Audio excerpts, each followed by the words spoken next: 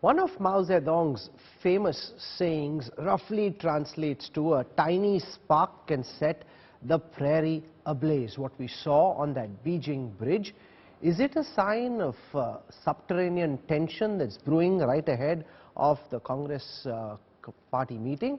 Or is this just a one-off lone wolf kind of attack which can't really be attributed to anything else?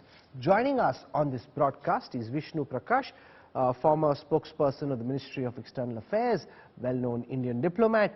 With us also is Lieutenant General Syed Atta Hasnain, former General Officer commanding of the 15 Corps. Andrew K.P. Luing joins us, China strategist and analyst from Hong Kong. We've got Kalpit Manikar joining us, a fellow for the China Strategic Studies program at the Observer Research Foundation. Let me go across and get a sense from Vishnu Prakash first on this is a very tense moment for China in general and Xi Jinping in particular, because you've got the big Communist Party meeting where if everything goes just the way it's been planned, Xi Jinping will be appointed president for another 5 years at least. On the other side, you've got this one protest, very rare. It's not India or the United States or Britain where protests are common. Would you think of this as a one-off lone wolf kind of attack? Nothing to be taken very seriously, or do you think it suggests that there is tension in the air in Beijing at this moment?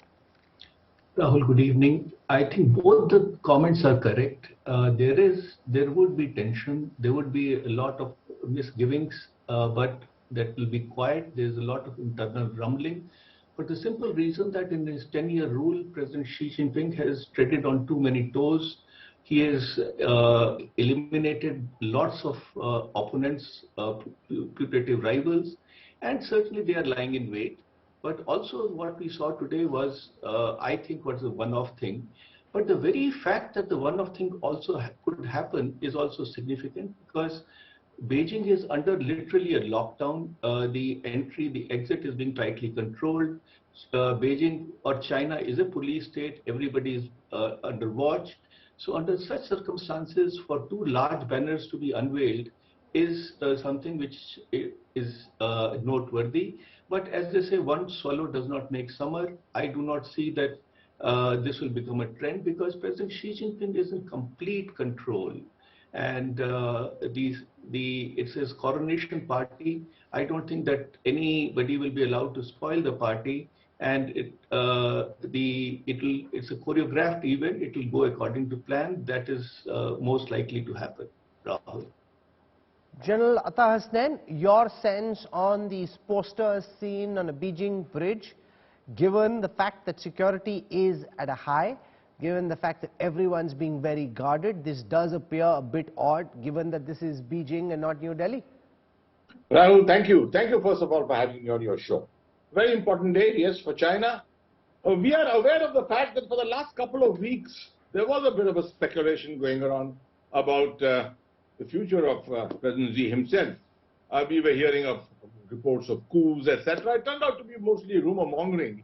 But obviously, there is somewhere an element of truth could have been there, a chance could have been there.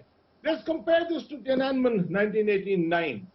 The difference was, okay, at that time also a lone wolf kind of a action had taken place, strongly opposed by the state. There was no social media, there was no internet at that particular time. Today things are different perhaps. Networks are there, but China has got its own networks. China has got its own controls over them. They are already reputed to be scrubbing everything clean on the internet, although the internet is live at the moment. So I do think that this kind of the controls which China has established are extensive, and therefore they have safeguarded it from all angles. I can only quote one instance where you've had a case some years ago where a Uyghur terrorist group right from Xinjiang managed to go up to Kunming and carry out a knife attack at the Kunming railway station. Now that was a very strange thing happening in a country like China. Today, I don't think that is possible. The networks are very much down, diluted, and I would go along with Ambassador Vishnu Prakash completely to say that this seems to be a one-off kind of a protest which they have managed to sneak through. I don't think is really going to matter, but as a last point on this, even if the president gets elected for life, there cannot be a guarantee today that his progression subsequently is going to be as smooth as it has been in the past. Why do you say that? Explain to our viewers, because that's a common thread from what a lot of analysts seem to be writing internationally, that from here on, life for Xi and life for China gets much tougher than it's been so far. Yes, that's an interesting aspect which is being commented upon differently by different people. The lockdown itself is a major issue. You see, with transparency of the internet, largely the transparency of the internet, there is a lot of information available about how other countries have handled it. For example, India. Why India? I mean, take Europe or take America. Today, there are hardly any aspects of lockdown, etc. People are coming out, economies are being allowed to flourish, come back into their own. That's the way out. But the very conservative methods which China has followed, with President Xi has followed, don't seem to be finding much favor within the population. Because if the population has got deeply affected, I mean, after all, China was the first country which got affected by COVID. It is known as the Chinese virus virtually. So I think the comparisons are very strong here. And people are looking to, and obviously the internet itself, the kind of information flows today, democratic principles, people looking for votes, the kind of demands which are going around, you know, they're looking for respect, they're looking for reforms, they're looking not for lockdowns, they're looking to become citizens, proper citizens, by being empowered citizens. These are the kind of trends which are there. No guarantee that all this is going to go viral tomorrow. No, under China's system, it cannot go viral so quickly. But the potential is there. Okay. The possibility of seeding networks is there, and that is why I'm saying that this may not be so as smooth as it's been in the past. Andrew Luing, sitting in Hong Kong, your perspective on what we saw in Beijing, a rather rare protest by China standards, this? I think that there is a tendency for the West to be fixated on this historical event, Tiananmen Square, with the single person standing in front of the tank, as if nothing has changed since then. But the reality remains that today's China, under the Communist Party, was very, very different from what happened on Tiananmen Square so many years, decades ago. In fact, that under the tutelage of the party, the livelihood of the entire population of the Chinese people have changed miraculously. And a recent study by the Harvard Kennedy School about 6 or 9 months ago showed over the years, the Communist Party government has been known as the government best supported by its people compared with countries around the world, including the United States. In fact, multiple ranks above the United States. The study showed that as much as something like 80 to 90% of the population actually support the rule of the Communist Party, because their lives have been completely changed. No, but the fact is, one of the reasons why, Andrew, the Communist Party's regime has been as stable as it has is because of the fact that they have been able to deliver to the people of China unprecedented economic growth, unprecedented even in the history of mankind. 3 decades of sustained growth, which now seems to have its wheels coming off. Therein lie the challenge. The fact that this particular protester is protesting against COVID, he says he doesn't want any COVID tests, he wants to eat, no restrictions, he wants freedom. That is also, whether it gets voiced in this fashion as it did in this protest or not, but that is an under the surface kind of sentiment which a lot of people feel across China. Well, sure. I mean, the pandemics and the downturn, not only in China's economy, but in the world economy, with inflation rising all over the world, has engendered a great deal of dissatisfaction worldwide, not just in China. And of course, the pandemic, with the lockdown in China, there are some people remaining, getting more and more disgruntled. But I think that in the overall scheme of things, there's still a great deal of support for the Communist Party. And of course, in spite of the skepticism and accusations of China's zero COVID policy, but I think that the government has recently gone out to explain that if the rate of death obtaining in the United States. 1% of Americans die because of the pandemic. Now, 1% of China is 4 million people, and mostly the elderly. I think that the party already explained that would be unacceptable for China, Okay. even at the cost of a slowdown of the economy. But I think that overall, there is no doubt that Xi will get his third term, because, as explained, he has many levers of control, and then he's generally supported by the hierarchy, not only by the people, but within the Chinese Communist Party. The reason why he wants a third term is to take China to a higher plane. He already highlighted that China is facing unprecedented challenges and opportunities, both internally and externally. Internally, you mentioned some of the problems with demographics, with economy slowing down, and of course the pandemic. Externally, because of the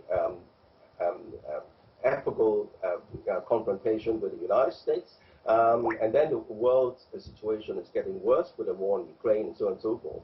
But I think that he has succeeded in rallying most of the people in China.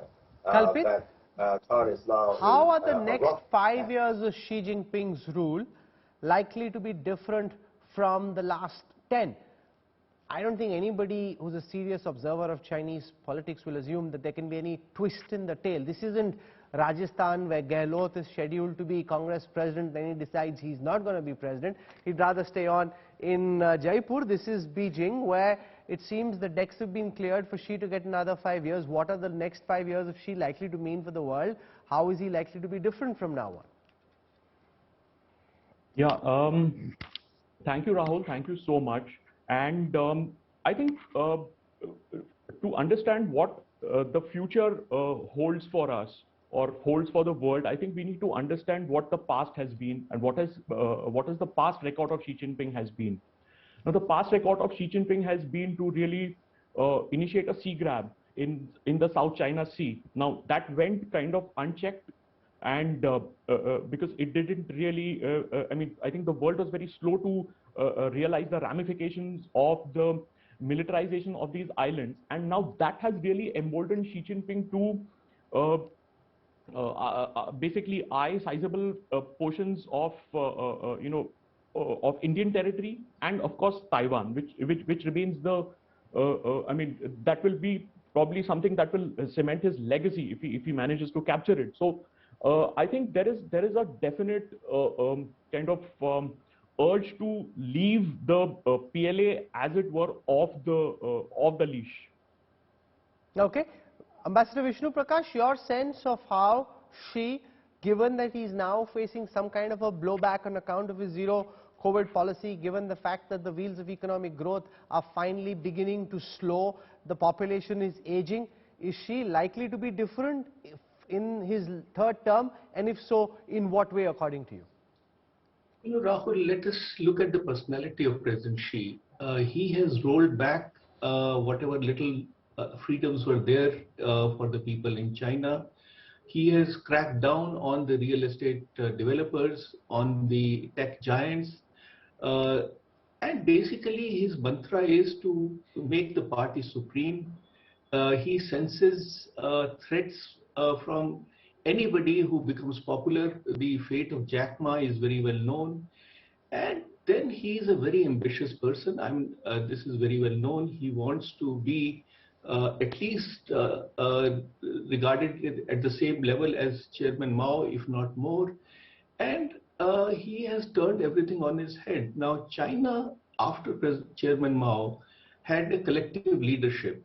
The standing committee of the Politburo, would discuss and debate.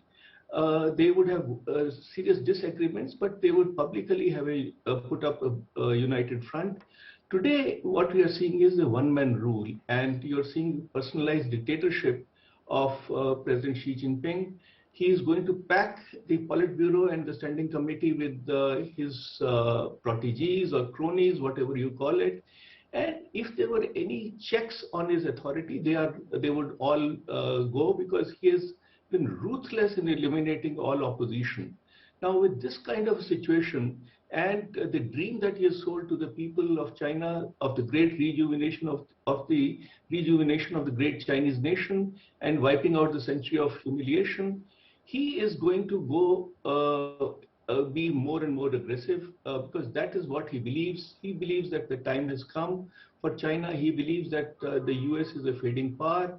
He believes that and by the way, he has the military muscle because no navy has grown at the speed which Chinese navy has. So taken all these things together, I don't think that one would see any give on his part because that is not his style. No, but give, but what can he potentially take? Andrew Quing, the big question, of course, is on India and on Taiwan. We already have the People's Liberation Army amassed right opposite the line of actual control, and in Taiwan, the PLA Navy continuing to make aggressive maneuvers. Do you see the next 5 years as being the window where she moves in on Taiwan, or do you think that's an exciting headline or an exciting international story, but something which is unlikely to really happen? Sorry, are you asking me? Yes, I am, sir. Okay, thank you. Well, as far as Taiwan is concerned, of course, the presidency has long made it plain that unification is part and parcel of the China dream. And the China dream is that China is destined, according to his mandate, to become an advanced socialist country by the year 2049. The 100th anniversary of the founding of the People's Republic of China. And that's the deadline for the unification of Taiwan. However, most of the Taiwanese people don't want unification, but nor do they support independence because they fear that independence would trigger Armageddon. So most people in Taiwan would like to maintain the status quo. And then the United States, in spite of the lip service to the One China policy, has seemed to be hollowing out the whole concept of One China by fielding more and more senior officials and so on and so forth. So recently, after the Pelosi visit, Beijing has published a white paper on Taiwan, stressing the need for peaceful unification. But how is that possible with most Taiwanese people do not wanting unification? The fact remains that the momentum is there. The momentum in the sense that Taiwan's economy is heavily dependent on China. 1 million Taiwanese are working in China with their businesses together with the members of the family. And then, of course, after the Pelosi visit, Beijing has demonstrated its ability to blockade Taiwan if push comes to shove. But then ideally, the outcome would be peaceful unification through negotiations. I'm afraid that the Pelosi visit has handed a godsend to Beijing to accelerate this process to force some kind of a negotiation for an eventual peaceful unification, perhaps on more general terms compared to what happened to Hong Kong. Okay. General Atta Hasnain, from the perspective of the Indian military, how do you see our adversary change? Make no mistake, this is India's #1 national security challenge, way bigger than any threat posed by Pakistan army or by Pakistani terrorists. How do you see the maneuverings of the PLA across the line of actual control change or evolve on the back of Xi getting another term? Rahul, to specifically answer your question, I'll have to go into a background, but I don't want to do that because that will take time. So let me be very cryptic on this. Firstly, I think that once he is elected, his emphasis is going to change more to internal rather than external. Because I think the challenges are going to be very much largely internal also. And we are seeing the build-up taking place. Midway through the next 5 years, things may change completely. I do also feel that the external dimension for China at the moment, Xi Jinping attempted to perhaps go out and do more than what was required. This whole issue of coming and trying to dent India's confidence and take the fight to India on the borders, etc., hasn't really resulted in anything. It hasn't given him anything. No, it has. In fact, our entire move towards drone warfare expediting weapon purchase, making the Indian army feel the fact that there could be a real war with China. Earlier, Pakistan was seen as the bigger adversary. Rahul, now realizing that China, so it's led to a lot of change. India actually benefited because you got a wake-up call. That's a different question, Rahul. You asked me something different. Yes. This is a different issue. I mean, how is it affecting, how is the PLA going to do it? Well, what the PLA has done has had all this effect which you have just spoken about. If you had asked me that, I would have told you the same thing. But the point is, what is they going to do in the next 5 years? What is how is the PLA going to maneuver? This is what you asked me. Yes. What I'm trying to tell you is that the PLA is not going to be as aggressive as it has been in the past, because I think this realization should go home very clearly that Taiwan is not winnable at the moment. There's no guarantee of winning. Neither is the LAC of any guarantee of a victory. Ukraine has very clearly demonstrated to the world that conventional warfare today too may not be winnable. You see, this notion was attached normally to hybrid and counterinsurgency and things like that, long drawn out wars. But even conventional wars are becoming unwinnable. And this is one issue which the Chinese will be very, very careful about. Because if you don't get victory on a battlefield in which they're attempting to go in, is going to dent their future, the future of 2035, the future of 2049. So I do feel the PLA is going to be a little more conservative in its approach on the line of actual control. But contrary to that, yes, you're absolutely right. They have instigated us, they've triggered us, they've initiated everything as far as India is concerned, which was required for so many years. And there's a transformational effect taking place in the Indian Armed Forces, the appointment of the CDS, the theaterization concept, the Atmanirbharta concept. All this is a revolution in military affairs within India which is taking place. And that's all happened because of what they decided to do. Oh, absolutely. These are things that were being spoken of even when General Hasnain was in service and even long before that. But now there's an expedited move to try and actually implement some of those changes, because the Indian Army has also seen the real face of the enemy and therefore now preparing for actual combat, if it comes down to that. God forbid that it does, but at least Beijing also knows that they will get a bloody eye.